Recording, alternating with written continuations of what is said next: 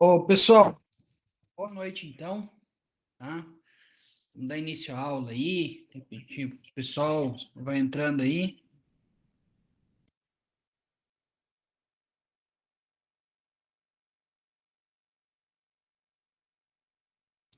Vocês conseguem me ouvir bem, né? Sim, professor, perfeitamente. Beleza, então. É, pelo que eu fiquei sabendo aí que vocês me falaram, esse domingo é a primeira fase da prova da OAB, né? Isso mesmo, professor. Tá bom, então. Então, vamos fazer o seguinte, tá? Eu só vou dar dois avisozinhos aqui, tá? É, na aula passada, lá, quando eu estava passando para vocês da prova, falei da questão lá da obrigação de fazer, né? Da questão da cirurgia. Oh, obrigado aí pela felicitação do dia do professor. É verdade, professor. É, Parabéns. valeu. Apesar que as festividades foram transferidas para o dia 11, pelo que eu fiquei sabendo. Ah, é? É, por isso vocês não tiveram aula. O, eu falei da questão da obrigação de fazer, de pagar a cirurgia lá, mas aí corrigindo as provas, relendo o código, tá? Realmente, eu me equivoquei ali e, e era mesmo questão de dano estético, até com base lá no 949, 950, 950 do Código Civil. Então, ali, realmente, eu tinha feito uma interpretação, depois relendo, inclusive o código para corrigir, né, retificando aí a minha fala da aula passada, tá? E também vou reiterar aqui a necessidade lá de fazer as atividades, né? Teve gente aí que acabou não entregando as atividades, acabou não conseguindo uma nota muito boa, né? É como vocês me disseram há pouco aí, né? Como nesse domingo é da OAB, eu queria saber de vocês, tá? A gente até pode fazer uma aula um pouco diferente, né? Um bate-papo aí, é, pegando, pe-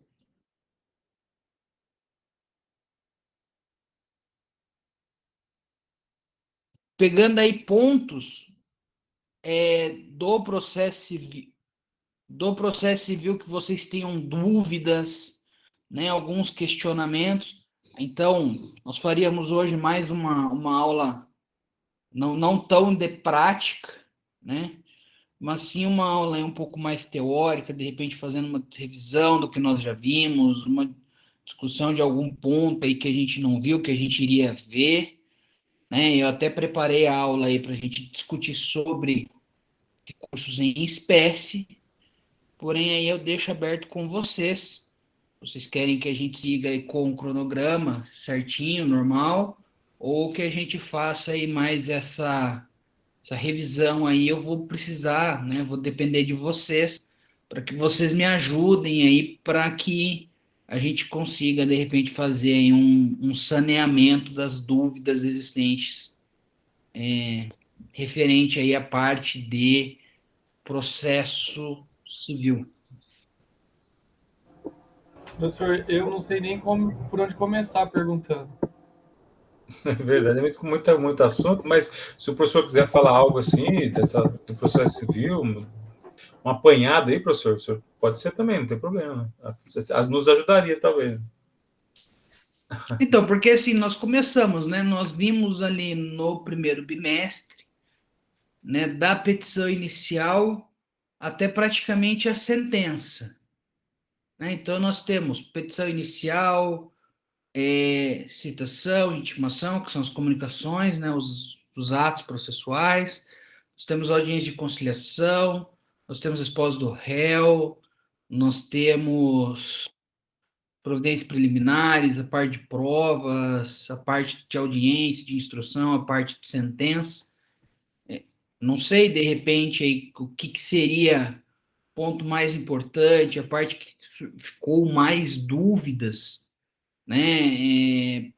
Essa primeira fase, eu não sei como é que tá, que faz tempo que eu não a acompanho, faz um pouquinho de tempo, mas pelo que eu me lembro, ela acaba questionando mais, pelo menos na parte de processo, né?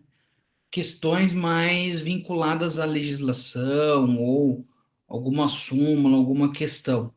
Eu lembro que o pessoal fala que a parte de trabalhista é um pouco mais complicado porque eles pedem orientações jurisprudenciais, né, as chamadas OJs. Então, a gente poderia partir aí do começo, então, lá da petição inicial.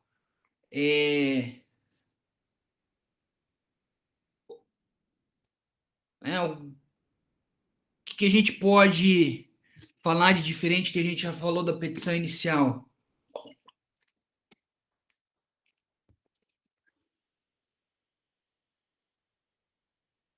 Os requisitos, né, que a gente tem que saber quais são, né, o que nós já trabalhamos é, inclusive, que foi a prova de vocês, né, todos os requisitos. A gente tem que tomar cuidado, né, trabalhando aí com a nossa prova, de não esquecer de colocar todas as partes, né? Teve gente que fundamentou o dano estético, mas esqueceu de colocar a mulher como autora também, né? Esse teria uma inépcia do dano estético, porque quem sofreu dano estético foi ela e não o proprietário do veículo. Ele sofreu dano material, perda do veículo e o aluguel. Então, Mas, mas colocaria sempre no quando a começo, sim, gente... lá? Fundamentaria no começo ela e o marido e ela lá na primeira parte lá de. Exato, quando você Ah, tá. qualifica as partes, Já colocaria ela como autora também. ela como autora também, porque assim, quem sofreu o dano estético foi ela. Ela que ficou com a cicatriz, ela que vai precisar de um tratamento médico, né? Vai precisar do custeio ali no tratamento médico, vai ficar com cicatrizes, vai precisar de toda essa indenização. É como, vamos colocar assim, foi o corpo dela que teve ali um, entre aspas, enfeiamento. Eu nem sei se essa palavra existe ou não, mas se não existir, vamos criar um neologismo. Então, ela obrigatoriamente teria que ser autora. Então, quem não colocou ela como autora acabou perdendo um pouquinho de nota aí. Um outro detalhe que a gente tem que se apegar, né, que eu percebi aí, é que de repente muita gente não prestou atenção, tá, na questão da idade, né? O Código de Processo Civil coloca lá prioridade de tramitação para quem tem mais de 60 anos.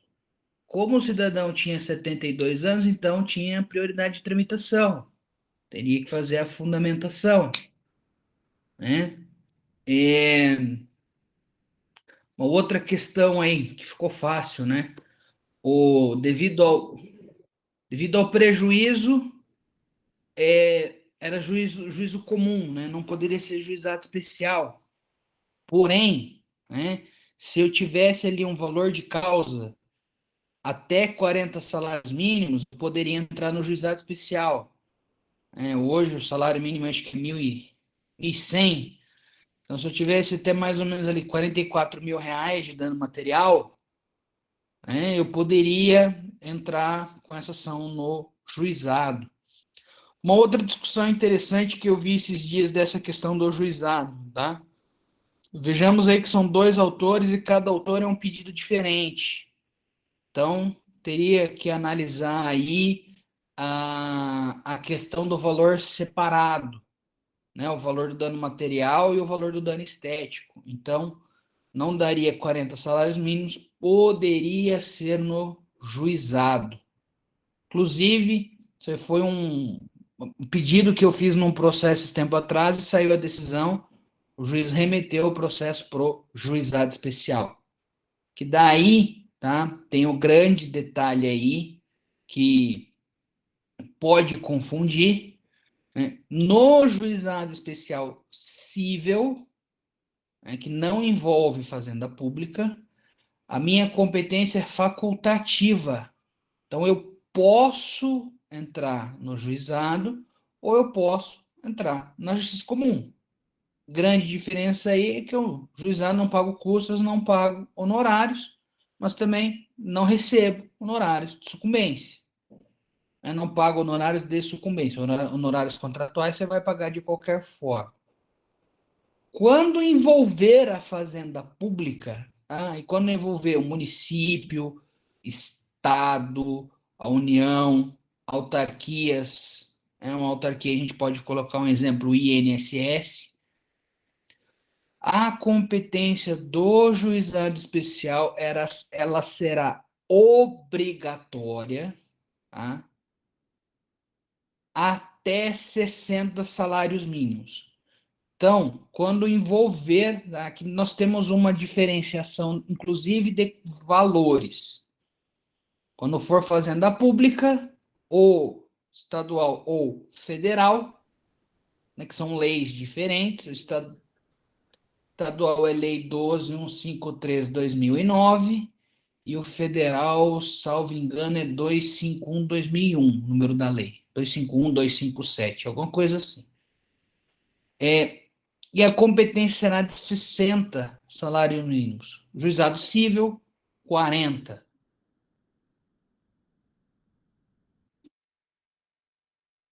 E a questão aí da faculdade, né, do poder na questão do juizado civil e da obrigatoriedade quando for juizado da fazenda pública, estadual ou federal. Tá? Professor, o senhor colocou ali autarquias e fundações, né? E, salvo engano, também empresas públicas, tá? Por exemplo, se eu for entrar com uma ação contra a Caixa Econômica, que é uma empresa pública, eu tenho que observar esses detalhes também. Eu vou entrar com dano moral, uma discussão contratual contra a Caixa Econômica, Justiça Federal, Juizado Federal até 60 salários mínimos, fora desse valor, aí Justiça Comum. Tá? Eu falei o número das leis para vocês aí, porque além da questão dos valores, do juizado especial civil é 9.099 de 95. Porque cada uma delas também, além do valor, coloca questões de competência material. O que pode e o que não pode ser analisado em cada um deles. Tá? O que não puder vai automaticamente para justiça comum, rito, procedimento comum. Tá? Um outro detalhe aí, tá? É obrigatório já juntar documentação e algo que, querendo ou não, ainda é novo, entre aspas, porque ele veio com o Código 2015, entrou em vigor em 2016, é a obrigatoriedade de manifestar interesse ou desinteresse na audiência de conciliação no rito comum. Tá? Rito especial pode não ter essa obrigatoriedade, dependendo de cada rito especial, seja consignação de pagamento, desapropriação, etc. Tá? O valor da causa, nós temos que analisar lá as necessidades de cada causa. Tá? Teve gente que deu valor ao dano estético, teve gente que não deu, tá? Na peça lá. O correto na vida prática é você dar um valor. Na peça ali, você poderia deixar em branco, já que a peça não deu um valor. Tá? Professor, mas nesse caso, desculpa, professor, mas nesse caso você teria que fazer um laudo médico para poder apresentar já esse valor? Porque, como assim? Foi um acidente, ela não vai saber nem ter ideia de quanto seria, né, o gasto, né? Teria que fazer Você faz laudo uma médico. estimativa. Você faz uma estimativa bem superficial. Tá? Tanto o dano moral quanto o dano estético, tá? Se o juiz fixar a menos ou a menos do que a pessoa pediu, não gera sucumbência. Tá? porque é uma mera previsão. Tanto que, salvo engano, a jurisprudência coloca de que dano moral, dano estético, que não tenha como eu quantificar, né? No caso aí, por exemplo, esse dano estético dela aí, ela ainda teria que fazer a cirurgia, não sabe quanto seria a cirurgia, não sabe como que ia ficar o rosto, né? Então, a jurisprudência entende da possibilidade de não se dar um valor nessas questões, tá? Então tem essa situação aí. Mas você pode, tá, Sérgio, respondendo a sua pergunta, sim, fazer ali de repente já levar um laudo médico, um pericial, alguns orçamentos para demonstrar qual que vai ser o custo da cirurgia, alguma previsão de como vai ser o reparo, se vai ficar cicatriz, se não vai, como é que vai ser essa cicatriz, qual é o prejuízo, qual que é o impacto, né? No nosso problema ali, a pessoa era dona de casa, né? É um impacto diferente se, por exemplo, essa pessoa fosse modelo e ficasse com um monte de cicatriz no rosto. Então, tem todas essas questões aí que você tem que levar em consideração. E aí Se o eu juiz também. tivesse pedido ali o dano estético e o dano moral também, poderia colocar os dois. Nesse caso dela aí. Poderia porque ela se tem um abalo moral também, né? Não sei se o juiz daria, tá? Entendi. Mas se você for levar em consideração a possibilidade de um abalo moral, também poderia sim. Tanto que eu considerei também como certo quem colocou dano moral. Tá? Apesar de, nesses casos aí, de repente, se ela ficou bastante, é que não fala ali, né? Mas se ela ficou bastante tempo, ficou vexamoso ali, ficou sangrando e tudo mais, talvez teria um dano moral mais fácil de ser configurado, tá? Às vezes a pessoa caiu de moto, ficou umas 3 horas ali, estendido no chão, sem socorro, esperando socorro, ficou sangrando e tudo mais, né? Ficou numa exposição desnecessária, né? Seja de moto, seja às vezes tropeçou na calçada, caiu, machucou, né? Teve ali a sua dignidade exposta, a gente poderia falar assim em um dano moral, em uma condenação moral.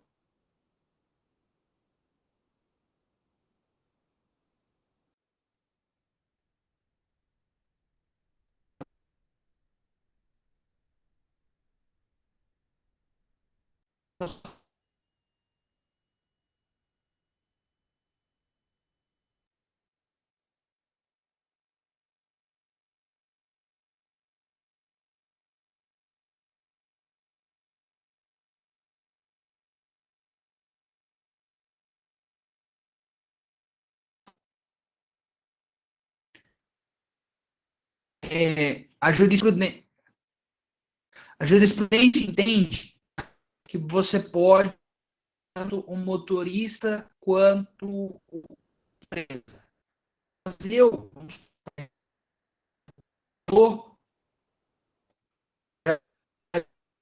atividade passiva, muito embora ele tenha uma imprudência minha, né? O Código Civil coloca lá que o empregador vai responder pelos meus atos. Eu já poderia colocar ali uma preliminar de ilegitimidade. Colaria? Não colaria? Então, como coloquei para vocês, né?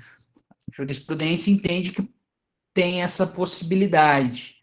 Tá? Diferente quando se tivesse entrado só contra a empresa fosse fazer uma denunciação à líder, tá? Aí talvez o juiz poderia preferir a intervenção de terceiro no caso da denunciação à líder. Nós temos um posicionamento bem pacífico do STF, por exemplo, que o poder público ele não pode fazer a denunciação ali do seu servidor. Então, ele sofre uma condenação, depois ele tem que entrar com uma ação regressiva. Por quê? Porque a responsabilidade do ente público, via de regra, por atos comissivos, né, pela ação do seu funcionário, é uma responsabilidade objetiva, e a do funcionário posterior, ela será subjetiva. Então, para não se ter problemas, não se ter dificuldade, não ter enrolação, entre aspas, né, processual, que você vai ficar discutindo coisas que você não precisa discutir quando é contra quem é objetivo, culpa, né, que é o elemento diferencial, e na objetiva. Você não discute culpa, na subjetiva você discute culpa. Então, né, nesse caso aí, talvez, se houvesse uma denunciação à líder, poderia fazer uma aplicação analógica desse entendimento, a empresa responderia de forma objetiva, empregado de forma subjetiva, então talvez o Poder Judiciário entendesse pela não possibilidade de denunciação ali desse empregado, desse motorista. Veja aí que são dois pontos diferentes, né? A gente fala de um litisconsórcio passivo, e o outro a gente fala de uma denunciação à líder, que é uma intervenção de terceiro. Tá? Então, são modalidades diferentes. Talvez nesse processo aí, teve um processo uma vez, tá? Que a pessoa entrou com ação contra o município e contra o médico apresentou ilegitimidade passiva e ele foi excluído do processo. Então, por isso que eu falo para vocês aí, eu faria uma preliminar de ilegitimidade passiva, né, para fazer essa questão. Segundo ponto, tá? Que nós falamos na aula passada. Eu posso fazer um requerimento de justiça gratuita para os autores? Posso. Se tiver um requerimento desse, tiver um deferimento, eu, enquanto advogado dos réus, né, estamos no outro lado da moeda agora, estamos falando de resposta do réu, o que eu faria? Já meteria ali um pedido de impugnação à concessão da justiça gratuita. Ó, seu juiz, há condição sim, porque o carro é de alto valor, né? A pessoa pagou um aluguel alto aí, né? R$ 9.000 por mês de aluguel é um valor alto, se nós formos levar em consideração aí, né? Pelo padrão de aluguel, que eu ouvi um pessoal falando aí, carros mais, entre aspas aí, né? Comuns, né, o pessoal de Uber estava pagando R$ 1.500, R$ 2.000 mês. Então tem uma boa diferença aí, né? Então já faria essa alegação aí de impugnação do justiça gratuita, se ela fosse deferida. No mérito, talvez não teria muito o que discutir, talvez aí como advogado do empregado, tentar discutir que não houve uma imprudência, uma imperícia, tentando levar aí talvez por um lado, né, de um exemplo, né, não, um problema não nos traz, né, mas se o problema trouxesse ele, que o freio não funcionou, então assim, tentar discutir ali uma falha mecânica que era além da vontade do réu, né, nesse caso aí, a mulher parou para o pedestre atravessar, né? Então, de repente, poderia falar aí que teria uma culpa de terceiro, que esse pedestre estava atravessando em um lugar que não deveria atravessar, se, por exemplo, não tivesse uma faixa de pedestre.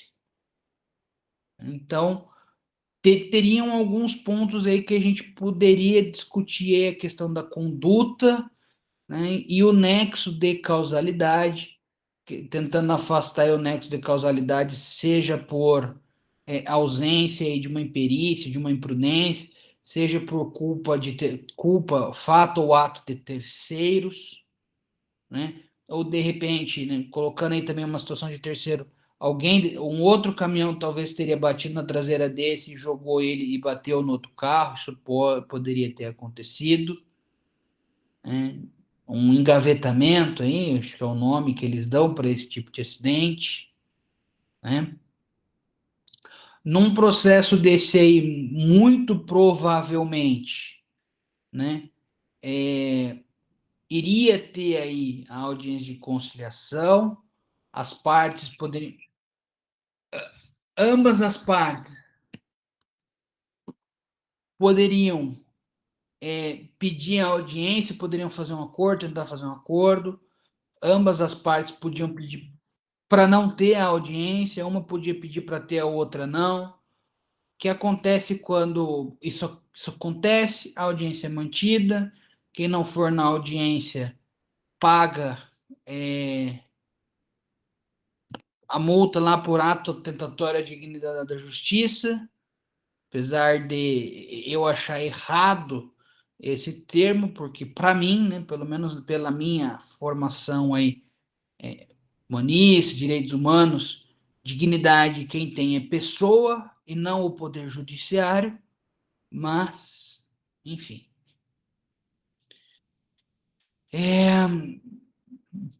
A gente pode falar, depende de uma audiência de instrução, onde nós vamos ouvir depoimento das partes, né, dos autores, dos réus, representante da empresa, do próprio motorista, testemunhas, né, de repente conseguiu-se o contato desse pedestre, esse pedestre pode dizer o que ele viu, o que aconteceu na ótica dele, poderia ter outras pessoas passando por ali que viram o acidente acontecer de uma forma diferente daquela que foi narrada pelo autor, pelo réu, né?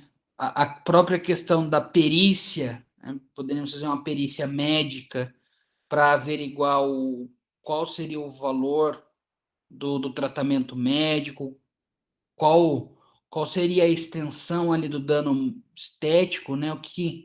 Qual seria a cicatrização, talvez, ali, ou fazer um laudo médico pericial para tentar averiguar todas essas situações. Poderia se fazer, de repente, uma reconstituição, aí, uma inspeção judicial em loco, para reconstituir, para ver qual é a versão que mais poderia se aproximar da verdade.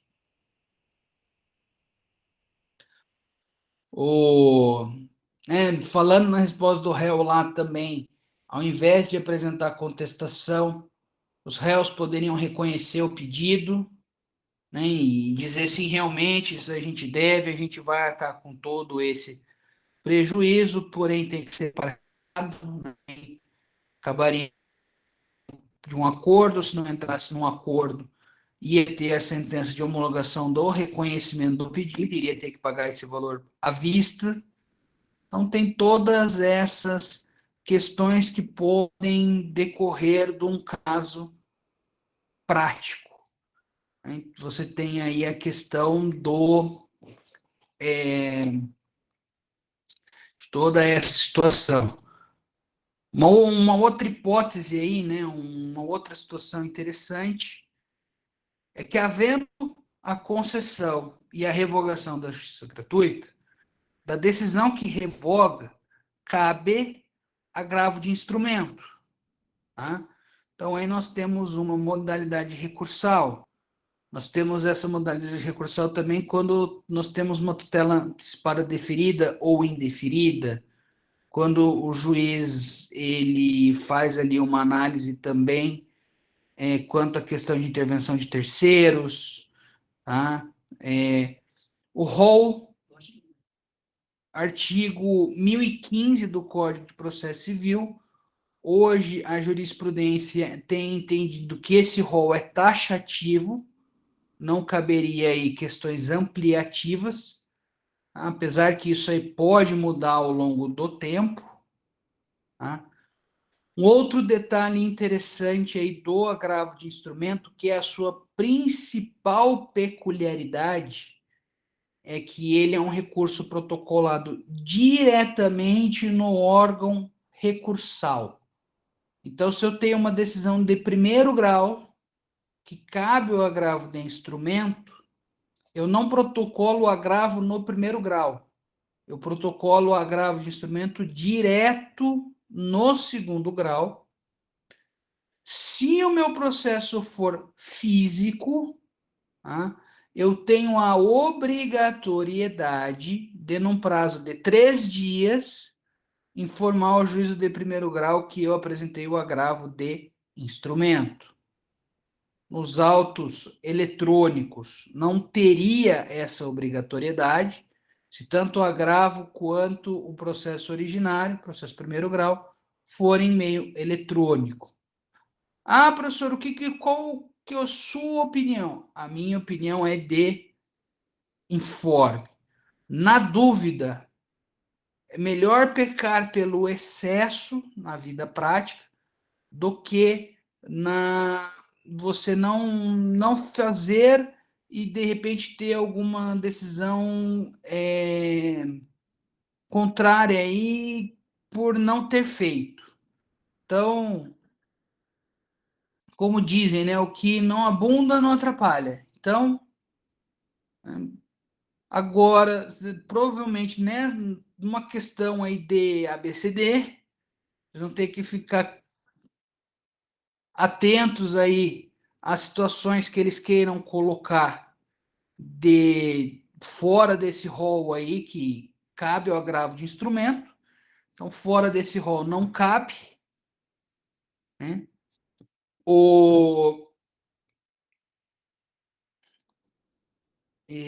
Essa questão essa diferenciação aí do meio eletrônico e do meio físico, tá? Nós vamos ter uma outra diferenciação também aí no agravo de instrumento, que o código ele exige, tá? Que eu junte peças, e ele chama de peças obrigatórias. Petição inicial, contestação, as peças que levaram à decisão, né? Se de repente no curso do processo eu fiz um requerimento, outra parte foi intimada, aí depois dessas duas manifestações o juiz decidiu alguma coisa que deu um agravo de instrumento. Tem que juntar essas duas peças também, a própria decisão que eu estou agravando. Tudo isso é obrigatório se o meu processo for físico. Tá? Se o meu processo não for físico, ele for no meio eletrônico, próprio código, acho que 1016, 1017, ele dispensa a obrigatoriedade de juntada desses documentos. Tá? Tanto que é por isso que esta modalidade recursal é chamada de agravo de instrumento, porque eu instrumentalizo o meu recurso. Tá? No código anterior, você possui ali outras modalidades de agravo, poderia ser retido nos próprios autos. Esse retido poderia ser escrito ou oral, se fosse em audiência de instrução. Hoje eles não existem mais, tá? Porém, aí, pela doutrina, pela prática, pela legislação, se manteve o agravo de instrumento com esse nome, porque hoje ainda você precisa instrumentalizar, precisa juntar todas essas peças. Professor, por que precisa juntar todos esses documentos? Porque eu não junto no meu processo de primeiro grau, meu processo de primeiro grau não sobe para a instância superior, ele fica no primeiro grau. Então, o juízo de segundo grau, ele precisa obrigatoriamente saber o que está acontecendo no primeiro grau. Então, eu tenho que juntar todas essas documentações de forma obrigatória. Professor, se eu quiser juntar todo o processo, eu posso? Não tem problema algum, eu posso. O que eu sou obrigado a juntar são esses documentos que o próprio código chama de obrigatório. Tá?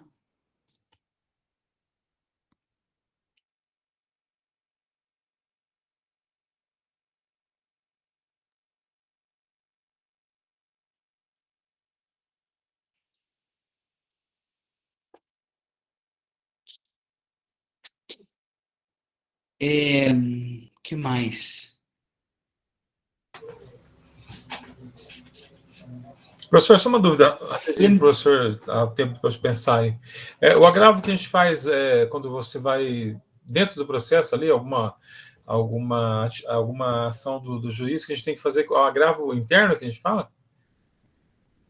Não, é o agravo de É esse instrumento. que é agravo do Tá? instrumento, que a gente, toda movimentação do processo, alguma coisa que a gente quer contestar, não, mas contestar, que não é contestar que fala, né? A gente tem que. A gente não concorda, a gente quer Isso, uma uma outra segunda posição. decisão.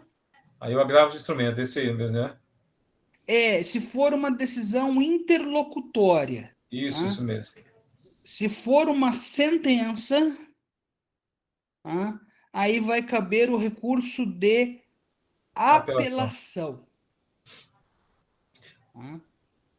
Lembrando também aí que em todas as decisões, sejam elas monocráticas, colegiadas de primeiro, segundo grau, cabe embargos de declaração para sanar algum vício, né, para fazer a integração lá para sanar problemas que a sentença ou o acórdão possuem. Tá? O agravo interno, tá, ele existe para. Então vamos lá.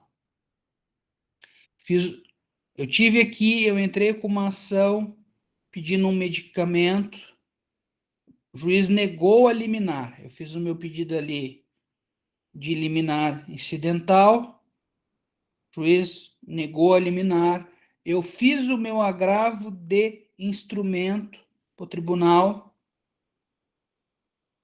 O processo chegou para o relator. Então, eu fiz um pedido. Porque o agravo de instrumento ele não possui, de regra, automático, efeito suspensivo ou efeito ativo. Então, eu fiz um pedido de tutela recursal liminar de efeito ativo para que ele de imediato reformasse a decisão e que ele permitisse que eu já recebesse o medicamento. Desta decisão do relator, seja deferindo ou indeferindo meu pedido de tutela recursal, cabe agravo interno para a própria turma. Então vamos lá, uma turma no tribunal é formada de 3 desembargadores. Então, o relator ele vai indeferir a tutela recursal antecipada de urgência. Eu vou apresentar o agravo interno. Esse meu pedido de tutela de urgência recursal vai ser julgado pela turma. Qual o grande detalhe aqui? Tanto o agravo de instrumento quanto o agravo interno,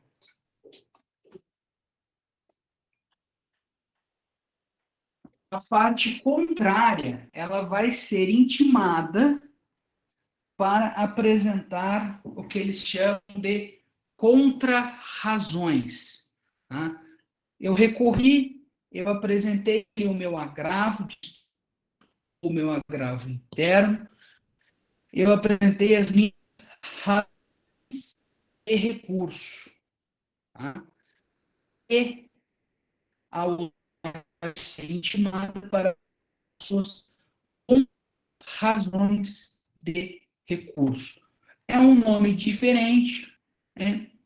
Vamos fazer aqui uma analogia, seria meu recurso seria a minha petição inicial e as minhas razões seriam a minha contestação, a minha detalhe, né? O que acontece se eu gravar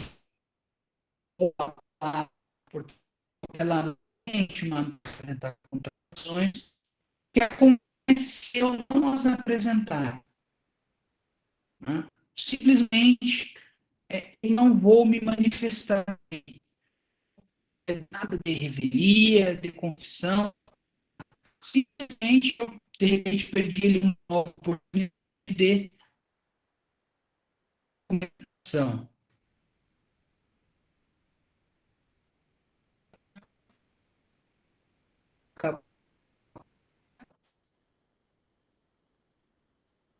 De manutenção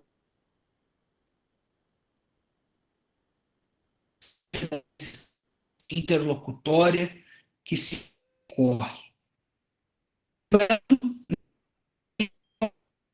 Entre sentença e decisão interlocutória, sentença é a decisão que põe fim ao processo.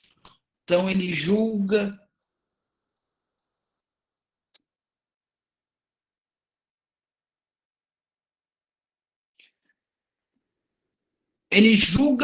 totalmente o mérito, ele julga os que ficaram faltando, no caso tenha tido algum julgamento parcial. Então, o ele foi julgado já, procedente, ficou faltando uma outra parte. Pegar o nosso exemplo aí da prova,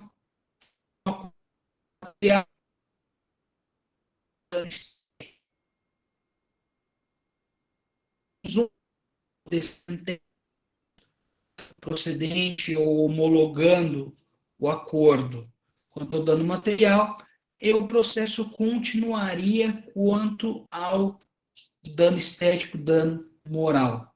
Neste caso, apesar de decisão que é pautada no artigo 487 do CPC, nós vamos ter uma decisão interlocutória, que o meu processo ainda não acabou. Neste caso, eu vou ter um agravo de instrumento. Igualmente para você, Jefferson. Por sua vez, quando esse juiz julgar os outros pedidos, quando o processo efetivamente acabar, aí eu vou ter uma sentença, aí eu vou falar em apelação. Por que que eu estou dando ênfase a essa diferença? Principalmente nos capítulos de sentença. Se você apresentar o recurso errado, por exemplo, era um agravo de instrumento e foi apresentada uma apelação, o tribunal não vai conhecer do recurso, porque ele vai entender que foi um erro grosseiro, uma falta de técnica recursal, e ele não vai aplicar o princípio da fungibilidade recursal. Tá? Se tem aí o princípio da fungibilidade recursal, o seu protocolo é um recurso, porém ele preenche todos os requisitos de um outro recurso, desde que não seja um erro grosseiro, o juiz aí, o tribunal, ele acaba conhecendo daquele recurso e aplicando o efeito, né, esse princípio da fungibilidade. Porém, hoje, a jurisprudência, ela é do nosso tribunal aqui do TJ Paraná, ele entende que é um erro grosseiro e não se conhece do recurso. Uma outra situação que faz com que o tribunal não conheça do meu recurso. Quando o meu recurso for deserto. Nossa, professor, mas como que o meu recurso vai ser deserto? Então, a chamada deserção ou recurso deserto é quando eu recorro e não pago as custas. Ah, mas eu tenho justiça gratuita. Não preciso pagar as custas. Ah, é fazenda pública. O pagamento das custas é postergado para o final do processo. Eu não tenho nada disso, professor. Tenho que pagar as custas. Se eu não pagar, o código coloca ali uma possibilidade de eu ser intimado para pagar o dobro das custas que eu tinha que pagar no prazo de 5 dias, sob pena de deserção. Ah, professor, mas se eu paguei as custas, mas paguei a menos, ser intimado no prazo de 5 dias para complementar as custas, sob pena de deserção. Então, aí o código nos coloca algumas possibilidades, algumas hipóteses de se evitar a deserção. A lei do juizado especial, tá? Ela nos coloca lá que protocolado o recurso, a parte vai ter até 48 horas para recolher as custas de recurso. Tá? As custas aí envolvem, inclusive, o porte, principalmente no modo físico, né? No modo eletrônico também se paga, porque eu não sei, o chamado porte de remessa e de retorno. Né? Antigamente, quando o processo era físico, esse processo ia por malote para o tribunal, depois voltava-se. Hoje, não vai, não volta nada. Mas a lei diz que nós temos que pagar e nós, infelizmente, pagamos. Agora, se o professor acha correto, eu acho que não, porque no meio eletrônico, né, a base de dados aí é tão simples, se você dá um clique que você acessa todo o processo, então não vislumbro aí a necessidade desse pagamento.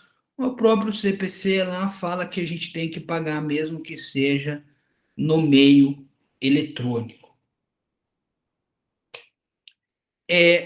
Um outro detalhe aí, que eu vou falando, vão surgindo, né? Um outro detalhe interessante aí é que, tá? Quando nós falamos de recurso, uma outra situação que faz com que o meu recurso não seja conhecido é quando o meu recurso é intempestivo. Então, lá o código, no artigo 1003, ele vai dizer que todos os recursos possuem prazo de 15 dias, exceto os embargos de declaração, que daí o artigo 1023 vai dizer que são 5 dias. O código anterior era 15 dias para apelação, 10 para agravo, 5 para embargo, 5 para não sei o quê. Era bem bagunçado. Se padronizou aí para quase tudo 15 dias, exceto os embargos, que são 5, e o recurso inominado do juizado especial, que são 10. Então, professor, mas eu protocolei no 11º dia. No juizado especial, um abraço. O meu recurso vai ser intempestivo, ele não vai ser conhecido. Tem uma exceção, tá? Que aí, inclusive, não é considerado como tempestivo, mas sim como tempestivo, é se eu provar que, na verdade, eu protocolei no último dia do prazo, porque houve um feriado local. Então, dia 10 de maio é aniversário de Maringá e o feriado foi numa segunda-feira. Se o meu último dia do prazo para o meu recurso fosse dia 10 de maio, então ele vai para o dia 11, porque em Maringá era feriado, só que eu tenho que comprovar, junto um decreto, junto uma lei, junto uma portaria do Poder Judiciário que não teve expediente forense, eu tenho que comprovar que aquele dia lá não teve expediente, que aquele dia foi feriado, para que o meu processo seja considerado tempestivo. Tá? Hoje, com os processos eletrônicos, o próprio site, ele faz ali a contabilidade do prazo, então se tornou mais difícil de se perder esse prazo. Porém, sempre temos que ficar de olho, sempre temos que ter a cautela, o cuidado de não perder prazos. O que ocorre se eu perder um prazo recursal? Transito em julgado, não posso mais discutir aquele processo, a não ser que seja por uma ação rescisória, desde que preencha os requisitos da ação rescisória. Se não preencher, também não cabe ação rescisória. Transitada em julgado, a outra parte vai poder executar. Professor, mas ali tem uma sentença extra petita, petita. Então, não se recorreu, transitou-se em julgado. Né? Da mesma forma que, não contestei, deu revelia. Né? Tendo ou não a aplicação dos efeitos, né? Não se tendo a aplicação do efeito, se for direito indisponível, ou se tiver litisconsórcio, em um deles apresentar contestação. Temos todas essas questões, tá? Então, aí, eu falei para vocês, né? O agravo de instrumento não possui efeito suspensivo. O embargo de declaração não possui efeito suspensivo. Também posso requerer concessão de efeito suspensivo. Tá? Porém, o embargo de declaração ele tem um detalhe interessante, que ele interrompe o prazo para eu apresentar os recursos.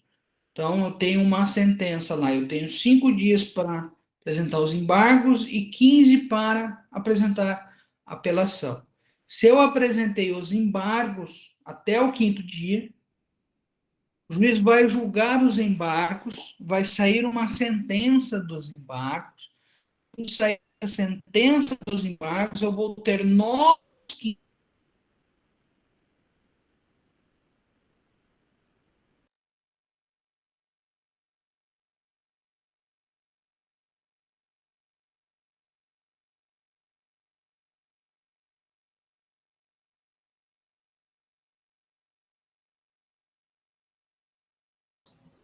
Deu uma travada aí, professor.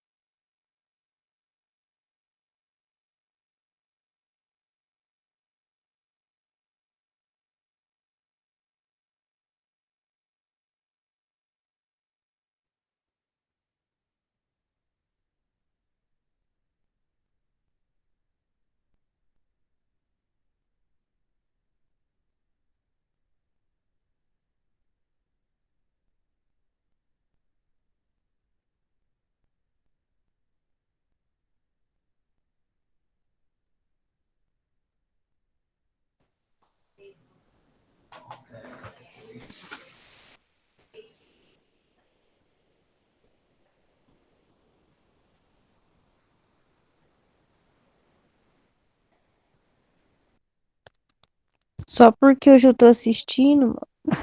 Tá vendo, Larissa? Você é culpada, né? Não tem azar pra aula. Vai passar na OAB domingo? Tá toda aí empolgada, né? Vai fazer o OAB domingo? Eu não vou fazer, não, Sérgio. Ah, por quê? Ah, meu, eu não me preparei, daí fiquei pensando. Não, tem que Vou tentar, para quatro você vai ter uma então pior. experiência, né? Eu sei que gasta uma Pior. grana, sei que gasta uma grana, né? Que paga 260 conto, é um absurdo isso, né? Então, Mas absurdo, né? Pagar um valor desse para fazer a eu OAB, também acho. né? Mas Mas só assim, que depois eu assim, acabo se arrependendo. Podia hã? tentar mesmo. Então, que aí dá para ter uma experiência aí, sei lá, né? Porque uma hora tem que passar, né? Verdade. Você vai fazer? Eu vou fazer. Estou tentando Ai, estudar aqui um bom. pouco. Deus abençoe. Boa sorte. Ah, que bom. Amém, amém. É só Deus mesmo. Se eu Passa lá, passar, Sérgio. é Passa só por lá. ele. Ah, mas vamos sair da reunião, acho que não vai voltar mais não. O professor avisou que com a conexão dele, ele está tentando conectar novamente. Ah, para Vamos, aguardar? vamos. Vamos aguardar, Quem então. quiser sair, pode sair, já acabou, ele vai finalizar a aula. Beleza. Então, vamos esperar, vamos sair.